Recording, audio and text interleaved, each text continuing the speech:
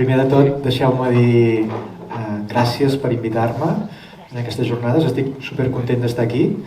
La idea d'aquesta sessió és parlar, explorar una mica aquesta intersecció entre art, tecnologia i educació. Per fer-ho farem un repàs una mica a fonaments, a idees, persones que han dit coses importants al respecte. Per això farem aquest viatge una mica enrere en el temps fins a l'Ada Lovelace. No sé quants d'aquí coneixíeu l'Ada Lovelace. Podeu aixecar el braç, els que coneixíeu qui era l'Ada Lovelace? No gaires, Molt bé. És molt interessant que passi això, perquè és un personatge realment que s'ha de reivindicar. I a més, després ensenyaré bastants exemples pràctics, activitats, tallers, formacions sobre com barrejar art i tecnologia dintre de l'àmbit educatiu. Llavors, una mica sempre m'agrada posar algun slide d'aquest estil per explicar d'on vinc i què fem. Ara fa un moment deia, després de les xerrades superinteressants de MACBA i de Liceu, nosaltres som una cosa molt més petita. Som un grup de la Universitat de Girona que ens diem UDigital Edu i el que fem és dissenyar experiències, tallers que fem amb nens, a vegades formacions que fem amb mestres, on barregem la ciència, l'art, la tecnologia per promoure aquestes grans competències com la creativitat, el pensament crític, el treball en equip, la curiositat, l'empatia. I tot això ho fem fent un focus especial en col·lectius vulnerables. Treballem molt a Catalunya en escoles d'alta complexitat, en escoles de màxima complexitat. Jo estic treballant a Girona i fem moltes coses amb Salt. Salt sabeu que és un municipi on totes les escoles públiques i els instituts són de màxima complexitat. També fem molts projectes internacionals a altres llocs, com han dit al presentar-me, acabo de tornar de l'Índia. L'Índia és un lloc on hi he estat moltes vegades i fem projectes en escoles d'allà, però també fem coses a Colòmbia, fem molts projectes europeus. Últimament hem tingut els últims anys molta sort en finançament europeu i hem pogut fer projectes arreu d'Europa. I avui, del que vull parlar-vos, del que vull i també que intentem parlar una mica al final, és d'aquesta intersecció, art, educació, tecnologia. Llavors, d'aquesta primera intersecció entre art i educació, d'això és del que van aquestes jornades, és del que estem parlant aquesta tarda i del que parlarem durant tot demà. I d'aquí podríem ensenyar milers d'exemples, però és molt millor que simplement rememorem les dues xerrades anteriors, els exemples que ens han ensenyat al MACBA, al Liceu, aquesta intersecció entre art i educació. Hi ha una altra intersecció interessant que és art-tecnologia. Aquí podem, també és una intersecció infinita, podríem parlar sobre com podem fer servir la tecnologia en l'art, com l'art influeix la tecnologia, són dos camins que es troben. Jo simplement us he portat unes imatges d'artistes que a mi m'agraden molt, que fan servir la tecnologia per fer art. Manolo Gamboa, la web és manoloide.com, us ho recomano molt. Fa art generatiu. Després parlaré una mica de com els nens a les escoles poden fer art generatiu. Potser no a aquest nivell, ell és un artista professional, però poden fer coses molt xules, ja ho veureu. Art generatiu vol dir art que està programat. Això no ho ha dibuixat aquest artista. Aquest artista ho ha programat. Ha fet servir un llenguatge de programació per crear una obra d'art. Hi ha altres maneres de vincular art i tecnologia. Aquest artista també m'encanta, Rafael Lozano Hemer, que a més resulta que és nebot d'Octavio Paz, el poeta Premi Nobel, i fa unes instal·lacions artístiques on fa servir la tecnologia de forma interactiva que són realment brutals. Només els poso com a exemples d'aquesta intersecció.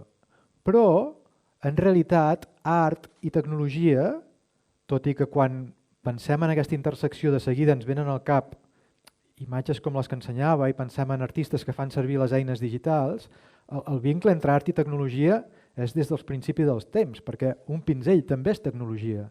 Els pinzells són tecnologia, els llapisos, el paper, tot és tecnologia d'alguna manera. Jo el primer dia de classe, jo també faig de professor associat a la Universitat de Girona i dono classes a les futures mestres, dono classe de tecnologia.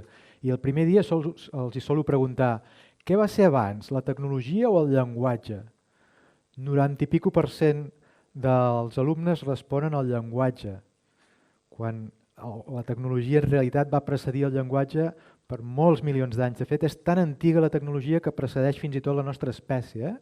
La tecnologia és una de les coses que ens ha ajudat a ser humans. Per tant, a vegades des del món de l'art i les humanitats cal fer aquesta reivindicació.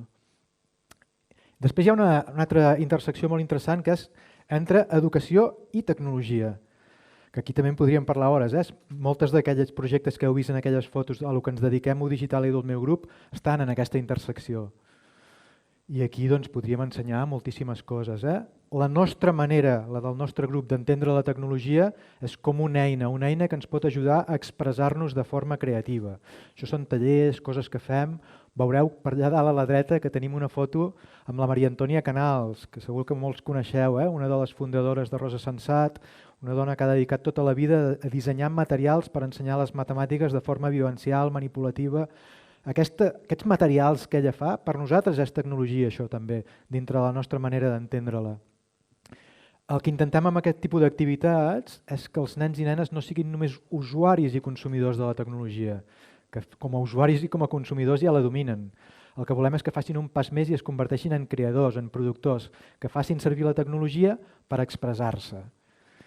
La tecnologia com una eina, però que no és fer tecnologia per tecnologia.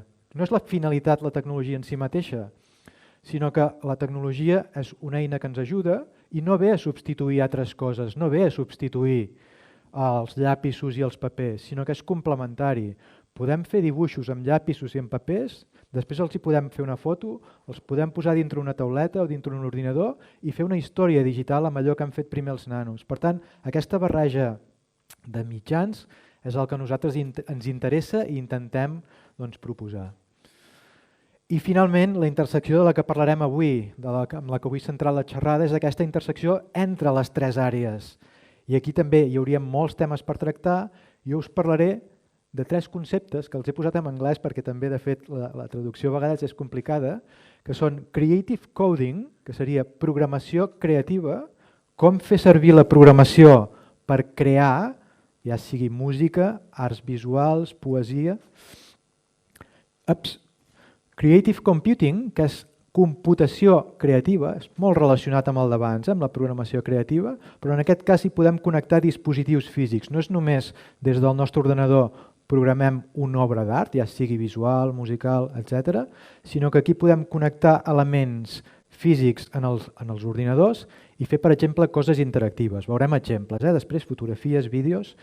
I finalment una paraula que no sé si coneixeu, que és tinkering, que la traducció és complicada, seria com pensar amb les mans, trastejar, en castellà, cacharrear, anar fent coses amb les mans sense un objectiu molt clar i anar descobrint coses durant aquest procés, amb molta varietat de materials i d'una forma una mica caòtica. La pròpia metodologia vol que el procés sigui una mica caòtic. Doncs parlarem d'aquestes tres coses.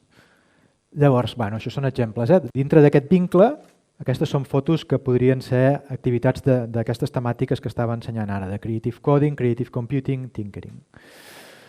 Però abans de parlar d'aquests tres temes i de veure activitats d'avui en dia fent aquestes temàtiques, vull fer aquest salt enrere. He preguntat qui era l'Ada Lovelace, si es coneixíeu l'Ada Lovelace abans de venir, molt poquetes heu aixecat les mans.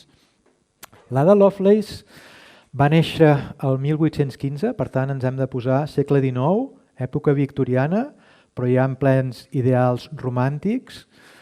Filla d'una dona que no és tan coneguda, l'Anna Isabel Milbank, però el seu pare sí que és molt famós, Lord Byron, o sigui, filla d'un gran poeta, i la seva mare va ser matemàtica, li agradaven molt les matemàtiques, també va fer coses d'activisme social. Aquest matrimoni però va durar molt poc i Lord Byron va trencar el matrimoni i va abandonar la família quan l'Ada Lovelace tenia només un mes d'edat. La seva mare es va interessar molt en què la nena estudiés, estem parlant d'alta societat, superalta societat del Londres d'aquella època. Les dones d'aquella època podien aspirar a treballar a les fàbriques, l'alta societat, algunes noies podien acabar estudiant ciències. L'Ada Lovelace és una d'aquestes noies, la seva mare va intentar que estudiés moltes matemàtiques, li va posar institutrius, va estar en contacte amb gent superpotent d'aquella època.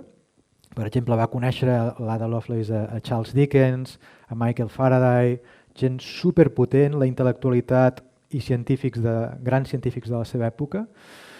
Als 13 anys ja va publicar un petit llibre sobre com fer artefactes voladors, com intentar fer que les persones voléssim ajudant-nos d'artefactes.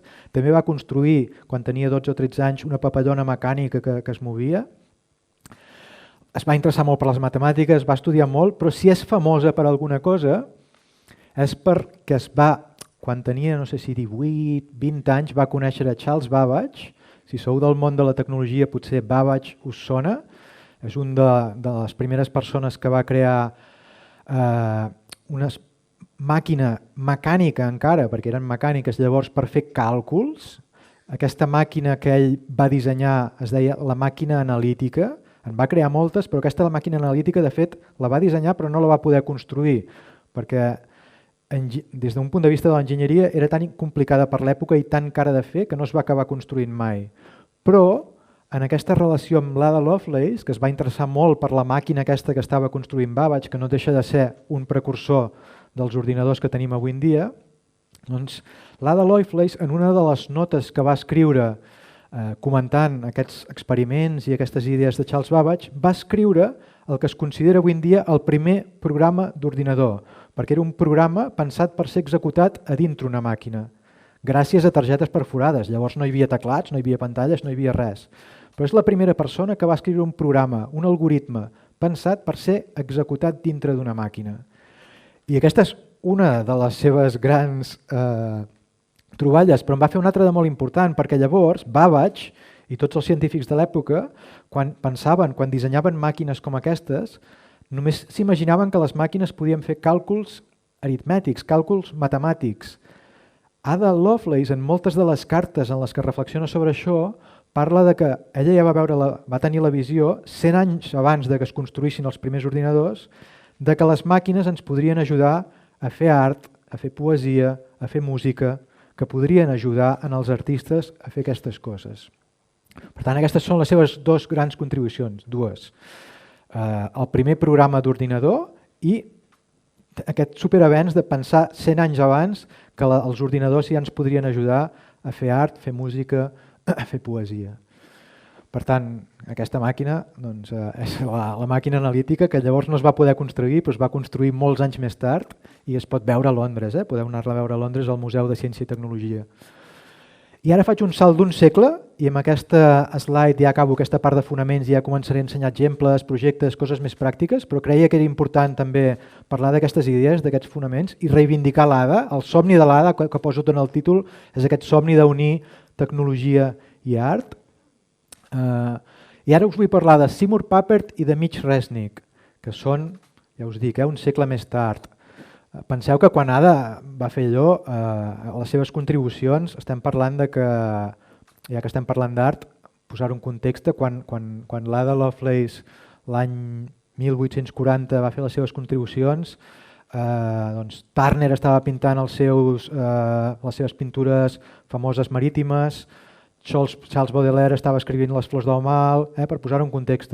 Doncs un segle més tard, Seymour Papert, que va ser deixeble de Piaget, va proposar unes idees molt interessants sobre com fer servir els ordinadors o com podríem fer servir els ordinadors per aprendre. Si recordem molt breument què havia dit Piaget, Piaget és conegut per ser el pare d'això que en diem el constructivisme, aquesta idea que l'infant va construint el coneixement dins de la seva ment, aprofitant tot allò que li és significatiu i fent un procés d'assimilació d'allò que és nou envers d'allò que ja coneix. Doncs Seymour Papert va ser deixeble de Piaget i Seymour Papert va anar un pas més enllà. Seymour Papert diu que les persones, els nens, les nenes, la gent en general, aprèn amb especial eficàcia quan participem de forma activa en la construcció d'algun artefacte que és significatiu per a nosaltres. Aquest artefacte ha de ser entès d'una forma el més general possible. Pot ser un robot, pot ser un castell de sorra, pot ser un poema, pot ser qualsevol cosa. D'acord? Això és el que diu el construccionisme, és a dir, que les persones aprenem construint el coneixement a les nostres ments, com deia Piaget, però mentre construïm coses amb les nostres mans. Aquesta és la idea del construccionisme. I Papert va tenir un deixeble que és Mitch Resnick, que ja és contemporani nostre, està viu, Seymour Papert ens va deixar fa uns estius. Doncs Mitch Resnick ha estat deixeble de Papert i és el pare de l'Scratch. No sé si us sona això de l'Scratch, està entrant a moltes escoles, es fa servir molt. Seymour Papert va crear un llenguatge de programació per nens amb aquesta filosofia que els nens poguessin fer servir els ordinadors per expressar-se de forma creativa i va crear un llenguatge que es deia Logo, i aquest Logo ha evolucionat durant les dècades i s'ha acabat convertint en l'Scratch, que és aquest llenguatge que ha creat no només Mitch Resnick, sinó el seu equip en l'MIT. Mitch Resnick treballa a l'MIT i en l'MIT, en el seu grup, que per cert té un nom molt interessant, el nom d'aquest grup de recerca és Lifelong Kindergarten. O sigui, aquest grup de científics, aquest grup d'investigadors es diuen Lifelong Kindergarten, que això si ho traduïm és jardí d'infància lifelong, per tota la vida. És a dir, que investiguen com dissenyar, com crear sistemes, artefactes, maneres, metodologies d'aprendre lifelong, tota la vida, tal com aprenem quan estem al jardí d'infància. És a dir, d'una forma informal, jugant, sense por equivocar-nos. I Mitch Resnick va proposar aquesta espiral, que en va dir l'espiral del pensament creatiu, en la qual diu que les persones, els nens, les nenes en general, aprenem amb especial eficàcia quan naveguem a través d'aquesta espiral. I aquesta espiral doncs, comencem imaginant allò que volem fer. Si estem en un taller de robots, doncs imaginarem aquell robot que volem construir. Després creem aquesta part de learning by doing, aprendre fent, d'aprendre d'aquesta educació maker, que també es diu avui en dia, aprendre fent coses amb les mans, jugar amb allò que hem fet. Per què hem de jugar amb les coses que acabem de construir?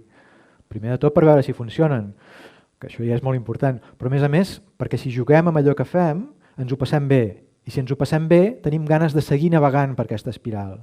Després de jugar, compartir amb els altres, que pot ser amb els nostres companys d'equip, pot ser amb els altres companys de la classe, pot ser amb altres classes d'altres escoles, perquè avui en dia amb internet ens podem connectar.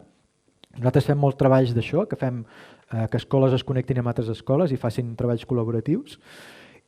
Reflexionar sobre tots els passos previs i després veieu que és una espiral que és infinita, no s'acaba mai, perquè tornem a començar a imaginar. I de fet seria ja reimaginar. Moltes vegades quan fem projectes a l'escola, fins i tot quan fem aquestes metodologies de treball per projectes, ens oblidem d'iterar. Fem el projecte, els nens acaben i ja està. Quan en realitat, a partir d'allò que s'ha fet, poden reflexionar, poden anar fent iteracions i millorar aquell projecte que han anat fent. Moltes vegades a l'escola no tenim temps de fer això, però és molt important aquest procés d'anar iterant, que és molt semblant al procés que fa un artista. De fet, això té moltes similituds amb el procés que fa un artista. I ara ja sí, això eren fonaments fins aquí, que ha estat crec relativament ràpid, però són idees que són importants, i ara el que vull és ensenyar-vos exemples d'activitats, de tallers, de coses que fem en el nostre grup, de coses que fan altres grups, altres persones, coses que fem a Catalunya, coses que fem a l'Índia, coses que fem lluny. Això, per exemple, està fet amb els FEDAC Sant Narcís a Girona. Han estat simplement un taller de 3 sessions que hem fet amb alumnes de tercer d'ESO fent art generatiu. Si recordeu aquelles slides que us he ensenyat abans de Manoloide, d'aquelles superobres fetes amb llenguatges de programació, fetes amb ordinador, doncs aquí aquests nens de tercer d'ESO, simplement treballant 3 sessions, 3 hores, han acabat fent aquest tipus d'obres amb un llenguatge que es diu Snap. Després posaré un slide que veureu les eines que jo proposo per treballar aquests temes. I són obres com aquestes. Mireu, aquí podem posar noms i cognoms. La Maria Baena ha fet aquesta obra. Aquesta no es veu bé per la il·luminació, però és superxula. Totes aquestes obres, la gràcia que tenen també és que són generatives, o sigui, això és una imatge fixa d'una obra concreta, però si li tornem a donar el botó de generar, ens generarà una obra amb aquest mateix estil, tornarà a ser una obra amb cercles d'uns colors blavosos, col·locats a l'atzar, però cada vegada serà diferent, i podem fer-ho infinitament, ho podem fer milers i milers de vegades i cada vegada sortirà una obra diferent. Aquesta una altra, l'Abril. Aquesta ens podria recordar fins i tot una mica un Pollock, no? Llunyanament, però aquesta barreja de línies, encara que els colors i totes siguin rectes, però al final, encara que sigui un mitjà completament diferent, ens pot venir a la ment un Pollock. No? Doncs això és el que hem estat fent a FEDAC Sant Narcís.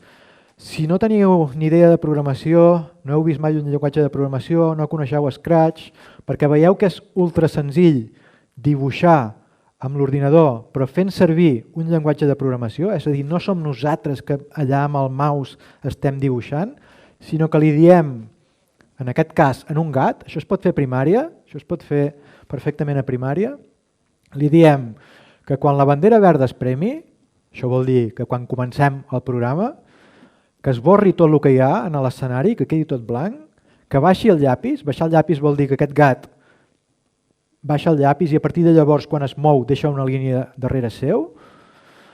Triem el color inicial, pot ser qualsevol, hem triat un color blau, fixem la mida del llapis, que és el gruix, la gruixària del llapis, del rastre que deixa, i llavors això és el programa, realment això és el programa, que diu, repeteix 6 cops, mou-te 100 passes, gira 60 graus, augmenta el color i espera un segon. Aquest espera un segon en realitat no serveix per res, serveix perquè puguem veure què està fent el gat, perquè si no aniria tan ràpid que no ho veuríem.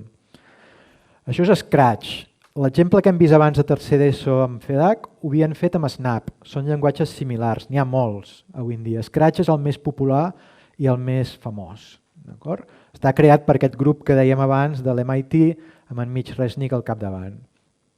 Un altre exemple.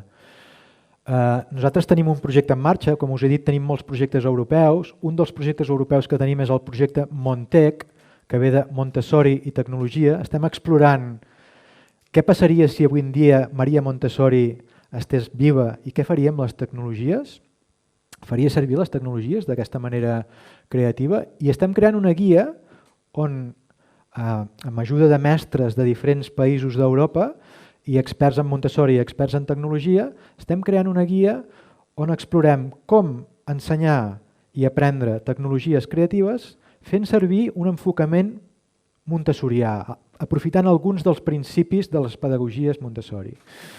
I llavors hem creat una guia dintre de la qual hi ha moltes activitats relacionades amb art i tecnologia, però tenen aquests principis Montessori darrere. És molt interessant. Per això, el problema és que aquesta guia encara no us la puc... Veureu que en aquesta presentació hi ha molts links, suposo que aquestes presentacions les podrem compartir amb vosaltres i les tindreu, per tant podreu aprofitar aquests recursos que us vaig ensenyant, però aquesta guia no estarà pública fins d'aquí uns mesos, perquè estem en procés de refinar-la. Ara només està en anglès, llavors estarà en català i en castellà també, i dintre aquesta guia hi ha exemples com aquest.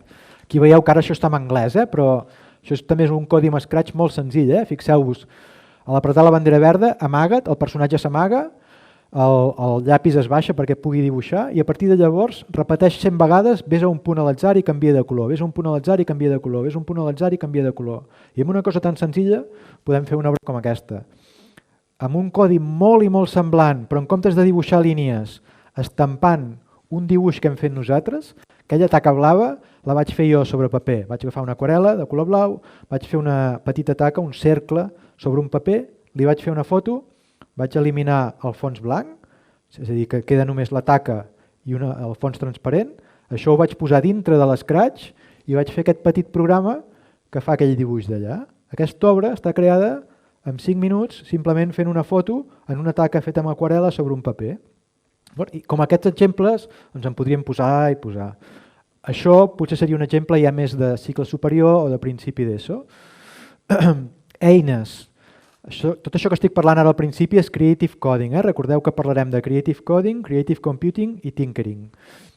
Doncs eines per treballar la programació de forma creativa, Scratch. Si no heu fet mai res d'això, l'eina amb la que heu de començar és Scratch. Si ja coneixeu Scratch, les altres dues també són molt interessants d'explorar. Snap pot servir molt a secundària i a batxillerat i P5JS és un llenguatge ja més professional en el sentit de que no és visual, no són uns blocs de colors que s'enganxen, sinó que és un llenguatge dels clàssics que s'han de picar a codi, però és el primer llenguatge o un dels primers llenguatges que està pensat expressament, està dissenyat per artistes. especialment per artistes visuals, però també es poden fer música i es poden fer altres coses. Però és un llenguatge molt i molt interessant. Els 3 són gratuïts, es poden fer servir a tots els ordinadors, per tant val la pena explorar-ho. Scratch és el que té més recursos, tutorials en moltes llengües, els altres 2 costen una mica més, però també es poden trobar. Què més? Amb Snap, estava mencionant Snap. Això són uns materials que vaig dissenyar per la UOC conjuntament amb altra gent. Fixeu-vos, Enric Mor, Mònica Ríquic. Després parlaré d'una activitat de la Mònica Ríquic, que és una artista que precisament barreja tecnologia i art d'una forma fantàstica. Doncs aquesta guia la trobeu, allà teniu la web. Els que ja conegueu Scratch i voleu endinsar-vos en el món de Snap, això és una guia que és gairebé com un llibre sencer. Està pensat per als alumnes d'art de la UOC, és a dir, en els graus d'art, avui en dia a les universitats s'estudien aquestes coses i us recomano molt que mireu perquè està explicat des de zero, o sigui, està pensat per gent que no sap absolutament res de Snap perquè puguin anar fent pas a pas com fer, com dibuixar, com pintar i fer art generatiu i interactiu amb Scratch, perquè fins ara estic ensenyant fotos fixes, però aquest art pot ser interactiu, pot haver interacció amb l'usuari, amb una webcam, amb sensors, amb el que sigui. I ara, encara Creative Coding, però canviant totalment de filosofia, però podem fer obres, en comptes de crear obres com aquestes que ensenyava d'art generatiu, podem inspirar-nos en artistes, podem inspirar-nos en Miró i fer coses com aquestes amb Scratch. No deixa de ser un divertimento, però hem creat uns personatges amb Scratch que són figures típiques que apareixen a dintre d'un quadre de Miró i llavors fem una obra generativa. Cada vegada que apretem la bandera ens crea un Miró de forma aleatòria. Fent això estem reflexionant sobre per què posava Miró alguns personatges, per què no. I aprenem moltes coses de Miró i al mateix temps aprenem programació, competències digitals, etc. Exemples del mateix, una mica més sofisticats, amb Pollock, amb Klein, expressionisme abstracte, però canviat totalment de mitjà. Evidentment, Pollock no feia servir ordinadors per fer les seves obres, ni Klein, però aquí estem reflexionant sobre això que feien aquests autors i al mateix temps estem aprenent a crear art a través de l'ordinador. En aquests links, quan tingueu la presentació, podeu trobar els projectes. El bo de Scratch és que quan obres un projecte hi ha un botó que diu veure a dintre i cliques i veus com ha programat aquella persona aquests projectes que tu estàs veient. Per tant, pots intentar entendre aquell codi i després fer les teves versions. Més coses. Bueno, això és una galeria, aquests links ja els tindreu, per tant, en aquestes galeries podeu trobar aquests exemples que he ensenyat i molts altres. Ups, ara sí que no sé què ha passat. Vale. En aquest blog jugo amb aquesta idea de hackejar l'art, que vol dir agafar una obra d'art d'un museu o una obra d'art del carrer, pública, fer-li una foto i després jugar amb ella, crear una història a partir d'ella, crear un joc d'ordinador a partir d'un quadre que has vist en un museu. Doncs aquí trobareu molts exemples. Per exemple, això és un David Hockney molt famós, una pintura convertida en un joc. Hem agafat la foto d'una pintura, l'hem posat a dintre Scratch i l'hem convertit en un joc. En aquell cas, una cosa molt més propera a nosaltres, no? Poemes de Joan Brossa, que eren estàtics, els posem a dintre Scratch i els convertim en una animació. Ara la pluja es mou i va cap al paraigües. No? Són 3 poemes que surten un darrere l'altre. Aquest també és el de llibertat, que al final surten uns ocells que volen. Això és relativament senzill de fer amb Scratch. Està explicat en aquell blog, aquestes activitats trobareu tutorials per fer-les. Aquí veieu molts exemples d'aquesta idea. He fet tutorials i formacions amb mestres a diferents llocs del món sobre aquest tema, però aquí, això són fotos tot de Barcelona i Girona, de fet. Sí, Barcelona la primera i les altres 3 són de Girona. Anar pel carrer, això pot ser una activitat que surts de l'aula, vas pel carrer, fas fotos amb els nens i després tornes a classe i intentes fer coses d'aquestes. Això són les lletres toves de Torres Monzó, una escultura anònima que hi ha a Girona, la bruixa de la catedral i aquest mural de Picasso, en el qual Gaudí fa que surti el seu dragó, en comptes del cavall aquell de Picasso. També hi ha una galeria amb molts exemples d'això. En Scratch podem crear estudis. Aquests estudis són galeries on podem col·locar aquests projectes. I aquí passo de Creative Coding a Creative Computing. que és com podem fer això mateix que estàvem fent, hackejar l'art, en aquest cas una pintura de Magritte, René Magritte, fent servir això, que ara no es veu què és això, però la mà d'aquí res ho girarà i veureu què hi ha dintre d'aquesta caixa. Espero, si no estem aquí ara.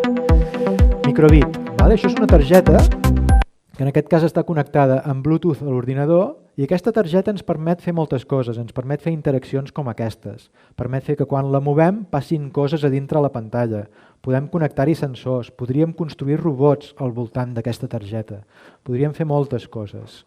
Llavors, això és el que fa el Creative Computing, aquesta computació creativa, és pensar com connectar artefactes que ens puguin donar interactivitat a les obres que nosaltres volem construir. Un altre exemple, en aquest cas Miró. Tenim aquí sí que es veu la microbit i fixeu-vos que quan la sacseja els elements d'aquella pintura de Miró es tornen bojos, surten del teclat, del marc. La targeta té un acceleròmetre, pot detectar la inclinació, per tant, des de Scratch, aquesta targeta és compatible amb Scratch, li podem dir que quan moguis la targeta cap aquí, doncs aquell personatge que tens a dintre l'Scratch es mogui cap aquí. Tot això s'ha de programar. Com es programa? Amb aquells blocs de colors que hem vist abans. I és relativament senzill tot això. Aquesta targeta val 15 euros. No estem parlant d'una cosa que valgui... No és com un kit de robòtica Lego que val 300 euros. Estem parlant d'una cosa que val 15 euros, que potser una escola no en podrà tenir 50, però sí que en pot tenir unes quantes i fer coses a les aules. Més coses de Creative Computing i art. Us deia que parlaria un moment de la Mònica Ríquic, que és Premi Nacional de Cultura recentment, fa poc. Per exemple, aquest taller. Això no té res a veure amb treballar directament amb art. No? Aquí no estem treballant en pintures, però estem fent expressió artística creant artefactes, criatures, en aquest cas una criatura que camina amb 6 potes, amb 6, no? Sí, 6. I després la vestim, li donem aquesta part d'expressivitat, d'art al voltant. En la seva pàgina web trobareu molts exemples. Ella és artista, és la seva feina principal, però també té una pota posada sempre a l'educació i fa moltes coses d'educació. Com heu vist, també va col·laborar amb mi en aquell projecte de la UOC. Eines per fer computació creativa. Abans hem parlat de les eines per programar, Scratch, Snap i el P5JS. Eines per fer això que us estava ensenyant ara. Makey, increïblement senzilla de fer servir. Connectem la targeta Makey a l'ordinador i immediatament podem convertir artefactes del nostre voltant en touchpads. Touchpad vol dir que podem fer servir aquells artefactes per tocar-los i fer que passin coses a dintre l'ordinador. És a dir, l'exemple més típic de Makey. Connectem la Makey i posem plàtans, fruites connectats amb unes pinces i uns cables. Són aquests cables que veieu aquí. I podem fer que al tocar els plàtans, les taronges, el que sigui, doncs soni música. I això és un dels infinits exemples que podríem posar, però és un dels més típics. Microbit és el que estàvem veient en els vídeos d'abans. És una targeta molt petita que la van dissenyar, de fet va ser un projecte de la BBC del Regne Unit i el Regne Unit va regalar una microbit a tots els nens d'allà. O sigui, és un projecte molt i molt gros i ara és una cosa que pot comprar tothom i que realment val la pena remenar-ho. Hi ha molts materials, estan molts idiomes i hi ha molts kits que et permeten fer moltes coses. Arduino és una mica més complicat que microbit. Diguem-ne que la microbit seria més per primària, Arduino seria més per secundària, tot i que aquestes fronteres són molt relatives. I també permet fer tot això que estàvem veient en microbit, però encara més. Diguem-ne que Arduino encara et permet fer més coses. És una placa electrònica, et permet aprendre moltes coses d'electrònica digital, però al mateix temps ho pots relacionar amb l'art, amb la llengua, amb la ciència, amb el que vulguis. I tinkering, he dit que parlaria de 3 temes i ja estic arribant en el tercer. Programació creativa, computació creativa i tinkering. Aquesta idea de pensar amb les mans, de trastejar. No sé si coneixeu el Tinkering Studio. El Tinkering Studio és un espai que està dintre de l'Exploratorium. L'Exploratorium és probablement el museu de la ciència i la tecnologia més famós del món. Va ser el primer museu que va ser realment interactiu, on els usuaris no anaven només a mirar un experiment que algú feia en algun lloc o una vitrina on passaven coses, sinó que era un lloc on els visitants realment anaven a fer, a tocar, a remenar. Molts museus, el Museu de la Ciència de Barcelona, ara Cosmo Caixa, es va inspirar en el seu moment en l'Exploratorium. Doncs dintre de l'Exploratorium de San Francisco hi ha una secció, una mena de laboratori que es diu el Tinkering Studio, on fan aquestes coses. Us recomano molt aquesta web, perquè hi ha un piló d'activitats super senzilles de fer, amb materials molt assequibles, en les que es barreja ciència, tecnologia i art d'una forma molt interessant. Llavors, dintre d'aquesta web trobareu moltes activitats. Jo perquè veieu que moltes d'elles estan relacionades amb l'art, he destacat aquestes dues, de fer escultures d'aquestes buscant equilibris, i el Cardboard Automata, que és una de les seves activitats estrelles, que vol dir fer un autòmata de cartró. Perquè veieu que quan parlo de tecnologia i art, no cal que siguin grans tecnologies, no cal sempre fer coses amb microbit ni scratch, pots fer coses simplement de mecanismes senzills amb cartró, amb gomes, amb cordills. I aquesta és la primera activitat que us ensenyaré, l'autòmata de cartró. Això ja no són fotos del Tinkering Studio, sinó fotos fetes per mi a l'Índia, no en aquesta última estada, sinó en una estada anterior. I això és una activitat molt xula i molt senzilla que es pot fer simplement amb cartró, amb goma espuma d'aquesta per fer aquests engranatges, en el que els nens aprenen a fer una màquina molt senzilla en què simplement movent una manivela poden fer girar un personatge. I a partir d'aquí hi pots afegir tota l'expressió artística i tot l'art que vulguis a sobre. Aquí veieu fotos del procés. Això són nens i nenes d'una escola que es diu Parikrama, de Bangalore. Bangalore és una ciutat de 10 milions d'habitants al sud de l'Índia, on hi ha slums, els slums són barris de barraques. Aquests nens van en una escola que intenta ajudar les famílies d'aquests entorns. I això són el taller aquest de Cardboard Automata. En aquest cas són fotos d'una escola rural de Tamil Nadu, també al sud de l'Índia, però és el mateix taller que veieu, la creativitat dels nens i l'art que pots acabar i l'storytelling, perquè aquí al final pots crear uns personatges, però també pots crear una història a partir d'aquests personatges. I veieu que s'ho passen molt bé. I l'última activitat que ensenyo, que té un nom també estrany en anglès, Scribbling Machines, que seria alguna cosa així com màquines gargotaires, és a dir, com construir màquines senzilles amb elements super low cost, baix cost, super senzills, que es poden trobar tot arreu, i màquines que siguin capaces de dibuixar pel seu compte, que puguin fer gargots si les posem sobre una cartolina, sobre un paper, etc. Aquesta nena, veieu, els materials, és un got, unes palletes, un rotulador, i a dalt, que no es veu bé, són els elements més sofisticats, que és un motoret, que fins i tot si tenim un mòbil vell que ja no fem servir, podríem treure tots els mòbils, sabeu que vibren els mòbils, vibren perquè dintre tenen un petit motoret vibrador. Doncs, a veure com vaig de temps. És que ja m'he passat, Un minut més i paro. Doncs aquests robotets els podem construir afegint-hi un petit motoret com els que hi ha dintre el mòbil, que ja us dic, si teniu un mòbil vell no us faci res obrir-lo, treure el motoret i provar-ho. Si no, us podeu comprar qualsevol motoret de corrent contínua i enganxar-hi un tap de suro al costat perquè quan rodi vibri, es mogui, i es poden fer coses fantàstiques. Aquí veiem el procés d'aquestes nenes. Això és Shanti Bhavan, una escola també del sud de l'Índia. Aquí veiem els nens en el seu procés. Veieu que els robots ja estan dibuixant sobre la cartolina. Fixeu-vos, el motoret és això, això tan petit, que al vibrar, si les potes són rotuladors, doncs generes una obra que cada vegada és diferent, que és totalment aleatòria i que no saps què passarà. I a vegades si un rotulador és més alt un costat o un altre, doncs canvies el disseny. O si canvies el motor de posició, canvia el balançament i canvia... I això també ho faig amb les meves alumnes de la universitat. Aquí veieu que les mans són més blanques, ja no és l'Índia això. Això són alumnes de la Facultat d'Educació a Girona que es formen per poder fer això a les escoles. Això ho fem el primer any a l'assignatura de Tecnologia a dintre dels graus de mestre a Girona.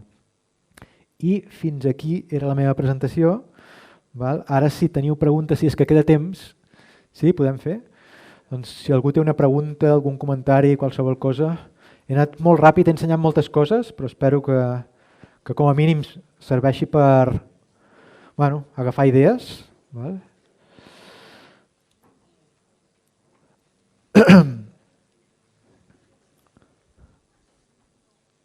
Alguna coseta? Digues.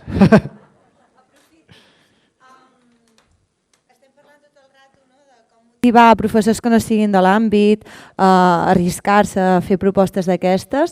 Doncs tu com ho faries per motivar el claustre, sobretot a primària, no? Que són més mestres generals, a que s'animin a començar amb tecnologies, a implicar-se? Val. Això lliga molt bé també amb l'última intervenció, la del Liceu, que han preguntat si només és per professors de música. No? Això no és només per professors de tecnologia, no és només per mestres que fan tecnologia.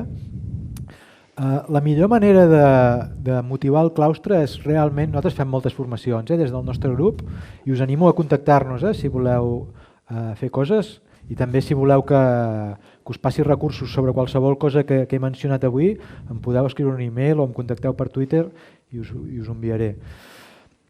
Nosaltres proposem en els claustres que es posin des del principi a catxarrejar, això que deia de tinkering, de portar uns quants dispositius d'aquests i que no sigui com he fet jo ara, una xerrada davant d'ells i explicar-los, sinó que realment siguin coses d'aprendre fent. O sigui, el que després farem amb els nens, fer-ho ja directament amb ells des de bon principi, des del minut 1. Per tant, portar makey-makeys, portar microbits, portar Scratch, fer grupets i començar a treballar ja des del minut 0. Evidentment, requereix aquesta idea de perdre la por a sortir de la teva zona de confort. Evidentment, no ho sabràs mai tot de Scratch. Jo no ho sé tot de Scratch. Jo soc enginyer informàtic, he estudiat intel·ligència artificial, he estat a l'MIT, però no ho sé tot de Scratch. I no passa res, em fan preguntes que no sé. Quan et fan una pregunta que no saps sobre Scratch, sobre microbits, sobre el que sigui, és una oportunitat per intentar investigar allò de forma conjunta. Evidentment, això no només passa amb la tecnologia, passa amb la música, com hem vist abans, i passa en qualsevol àmbit. Però a vegades amb la tecnologia hi ha aquesta barrera, que hi ha algú que ja es planta i diu no, jo és que això no ho sabré fer. És superintuïtiu. Scratch, per exemple, està dissenyat expressament perquè sigui intuïtiu, perquè puguem fer self-learning, autoaprendre. Però tot i així hi ha aquest repte d'aconseguir que els claustres s'impliquin. I sempre hi ha mestres que s'implicaran més que d'altres, però com han mencionat abans, en les xerrades d'abans, és molt interessant que aquestes coses no es quedin només en l'aula concreta de la matèria, en aquest cas tecnologia o art, sinó que siguin projectes transversals i que nosaltres fem molts projectes, per exemple, de storytelling amb Scratch, on hi ha part d'anglès perquè es comuniquen els nens amb altres escoles d'altres llocs, per exemple amb l'Índia, hi ha la part artística perquè han de dissenyar els personatges, els escenaris que acabaran posant a dintre l'Scratch, hi ha la part tecnològica perquè han de fer servir l'Scratch o microbit o el que sigui, és a dir, que es pot treballar des de moltes assignatures i en molts nivells. Digues. Gràcies.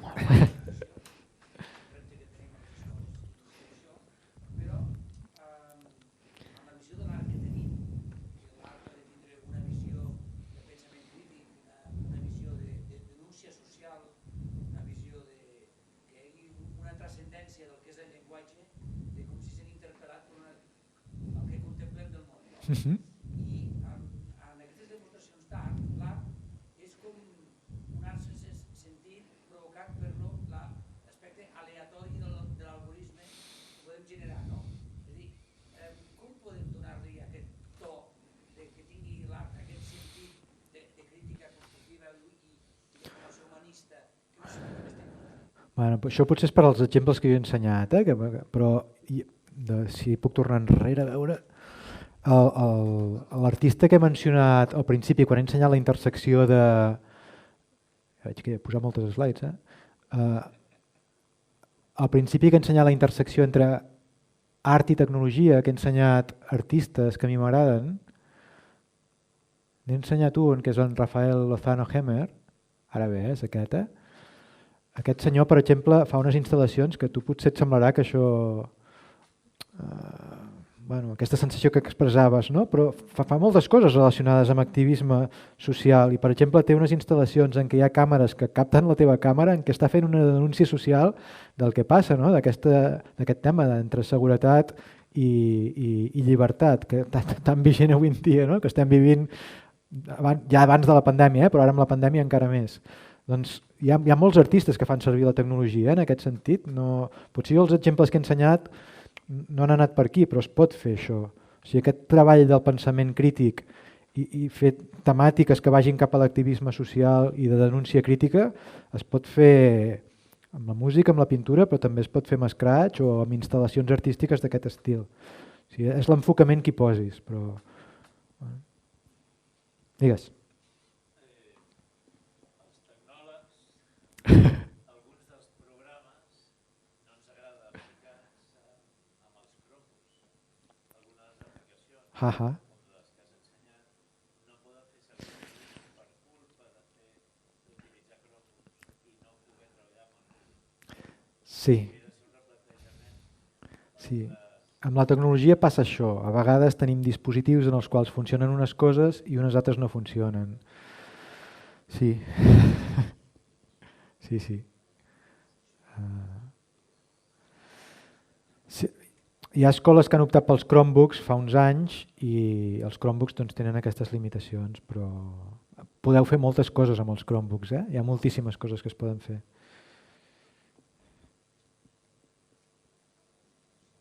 Digues. Les aplicacions amb impressió 3D no les feu servir? Sí, jo avui m'he centrat en aquestes coses, m'he centrat en codi creatiu, en computació creativa i en tinkering, però hi hauria molts més temes.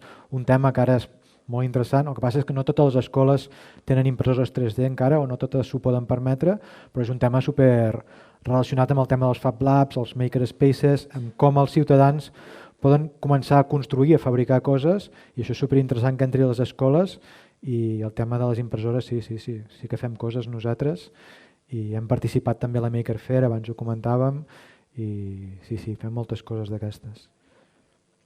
Que també es pot lligar, o sigui, pots també fer objectes que acabin imprimir-se a la impressora 3D dissenyats a través de programes com l'Scratch o l'Snap. Hi ha llenguatges molt semblants a aquests que permeten dissenyar obres 3D que després pots acabar imprimint. O teixint, també hi ha programes que pots acabar teixint.